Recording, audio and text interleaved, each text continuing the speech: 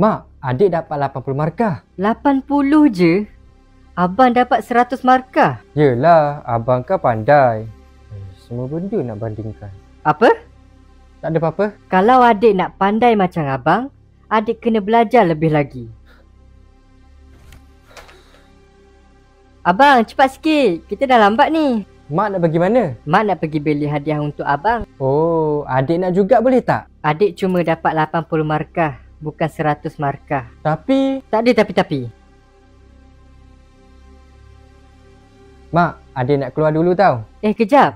Mak nak minta tolong adik bersihkan tandas. Apa? Adik dah janji nak keluar dengan kawan. Mak nak minta tolong adik bersihkan tandas sekarang. Abang kan ada. Mintalah tolong dekat dia. Abang tak ada. Abang pergi keluar dengan kawan-kawan dia. Hah? Mak selalu pilih kasih. Mak, nanti adik ada lawan badminton. Mak datang tengok tak? Minta maaf adik. Mak tak boleh pergi. Sebab mak kena hantar abang pergi main bola sepak.